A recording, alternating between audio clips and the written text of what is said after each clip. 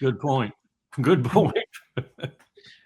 Colonel, when it comes to the Trump administration, I don't see. You correct me if I'm mistaken. I don't see Rubio being simultaneously, Anthony Blinken and Jake Sullivan together. It seems that Stephen Miller is somehow so much powerful in this administration, and nobody's talking about him. Who's Stephen Miller, and he somehow assuming the responsibilities or the duties of the national security advisor to the president? I think you've stumbled on an important point from a very academic point of view. Might not make much difference, but this is what I taught for 16 years.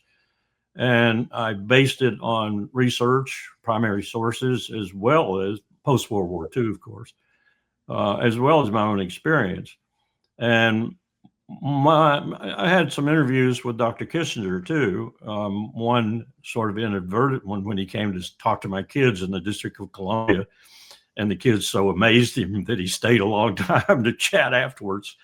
And I would say that what he said to me at that time about having both positions, that it was really onerous, and he had to sort of decide which one he wanted, especially when a guy walked up to him one day and said, "Which signature block do you want on this paper?"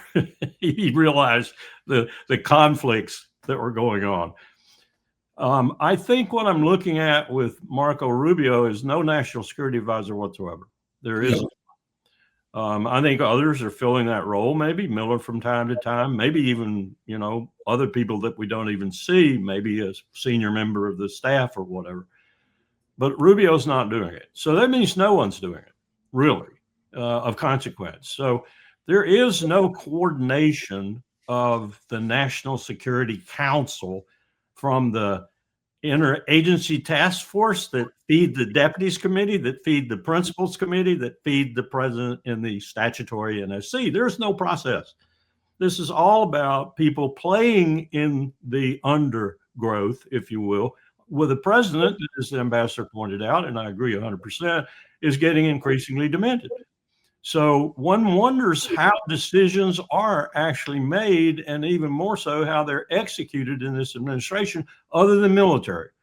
Because as you study the post-World War II period in particular, you see an increased militarization of decision-making and an increased and abundant influence by the military on that, even to now include the chairman of the Joint Chiefs of Staff being more or less a pro forma member, not statutory, but a pro forma member of the National Security Council, and certainly coming into the principals meeting from time to time on key issues that concern military issues, which is everything now. We've militarized everything in the world. So Hegseth has an inordinate influence on this, as does the chairman. That's worrisome. And there is no decision-making process, no formal one anyway. That is absolutely correct. And it accounts for a good deal of the very erratic, unpredictable, and counterproductive behavior that we're engaging in internationally. Back in the Eisenhower administration, Andy Goodpaster was the National Security Council staff. He was it. There was no one else. No. Kennedy wanted hands-on, and so he brought in 6 people, Walt Rostow and McGeorge Bundy and others, and they basically hijacked the decision-making process from the permanent bureaucracy and got us into Vietnam. And over the years, the National Security Council staff continually expanded. Under Biden, it was about 600 people. And of course, 600 people is a small army. You can't really coordinate that too well. And so the coordination function basically suffered tremendously, especially given the lack of diplomatic inclination of our Secretary of State, Tony Blinken, during that time. We didn't want to talk to anybody about anything serious. So now, however, there's no National Security Council staff to speak of, and Larry's absolutely right. There is no policy process. Policies are not developed with the expertise that exists within the federal government, to the extent it has not been trashed. which it has been at the Department of State, certainly. And we do approach everything as a military issue. And he's absolutely right. Pete Hegseth, I don't think anybody would, if you remember Abraham Lincoln, when he was told that Ulysses S. Grant was a drunk, asked what brand of whiskey he drank because he'd like to have some of it. I don't think anybody would ask that about Hegseth. He's got plenty already. And it's vile stuff.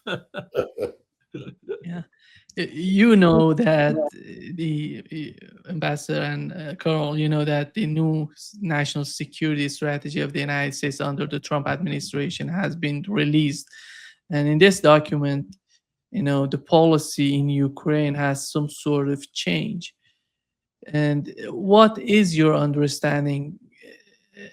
Let me start with you, Ambassador. What is your understanding of the new national security strategy of the United States? Well, first of all, it's not a strategy. It's a collection of contradictory statements and pious praise for the president's marvelous peacekeeping achievements.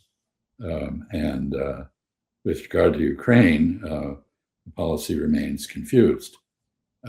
Theoretically, we are attempting to produce a peace. In fact, we seem to be focused only on a ceasefire. And I noticed that the last time, after 5 hours with Stephen Witkoff and Jared Kushner, Vladimir Putin, in effect, said, I enjoy these conversations. They're very useful. Obviously, they give him a direct line to Donald Trump. But then he added, of course, this problem is only going to get solved by Sergei Lavrov and the professional diplomats, which is a pretty profound observation on the state of American statecraft at the moment. There is no peace that our president claims to have achieved that is, in fact, a peace. India and Pakistan are not at peace, as far as I can determine. Rwanda and the Democratic Republic of the Congo are, expanding their war, not contracting it. Thailand and Cambodia are back at bombing each other. And I don't notice much peace between Armenia and Azerbaijan. There's no peace in West Asia between Israel and the Palestinians, Israel and Lebanon, Israel and Syria, Israel and Yemen, or Israel and Iran.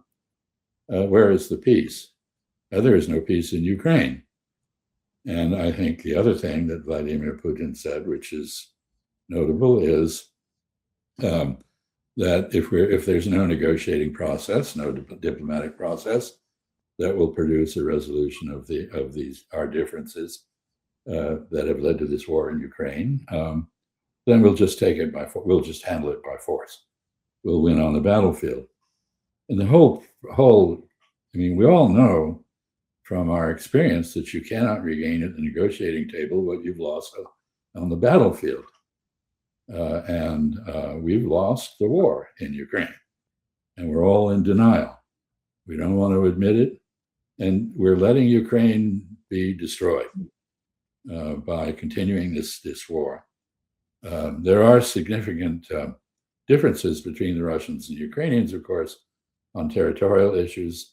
Volodymyr Zelensky now says there will be no territorial concessions, which is utterly unrealistic because he's already lost 20% of Ukraine's territory, and he's not going to get it back. So what does the national security strategy have to say about Ukraine? More of the same. Yeah. Carl. Let me bore you with a little history here for just a moment. Go back to about 10 months before 9/11, early 2001. Condi Rice, the national security advisor at the time, calls Richard Haas, my boss at the time, policy planning staff at State, and says, write the new national security strategy for the president. Be hasty about it. So he calls me in and several other people, and we start beavering away. We send a product over that's been vetted at State, at least with the deputy. I don't recall that the secretary actually saw it, but the deputy did a lot of this with regard to policy planning, Rich Armitage. And Condi quickly lets us know that it's unsatisfactory. Well, there was no comment after that other than she was going to have her staff do it. Right. Then later, Richard Haas, who talked with Condi virtually every day, they'd known each other for a long time, tells us at a morning meeting, Condi wasn't happy with what her staff gave her either, so she has contracted it out. Yeah. That's how the 2002 National Security Strategy, a document Colin Powell said wasn't worth warm spit, quoting another gentleman, got created. Now, fast forward to the present, and I will tell you with a great deal of confidence that the people who wrote that national security strategy live at heritage. Yep. And that they were orchestrated by certain characters in the administration. And here's what I think that strategy actually is trying to say, although it is much, in many places, incoherent. It's saying something like, we're coming home and we're going to do this for domestic political reasons. We're going to convince the American people that we're retrenching, blah, blah, blah, blah, blah. But really what we're doing is getting our powder ready to take on China. And you will note that around the fringes, we will stay in the South China Sea. We will stay with our allies in that region, and we will be very robust, particularly in the South China Sea. Now I saw the other day, it's the busiest sea in the world. There are more commercial ships that ply that sea than any other comparable or even incomparable body of water. It's just tremendous in terms of commerce, and it's mostly China. About 2/3 of the traffic is Chinese. You wonder how that's going to change now if all these railroads go into effect, because that reduces China's shipping costs from its specific ports remarkably.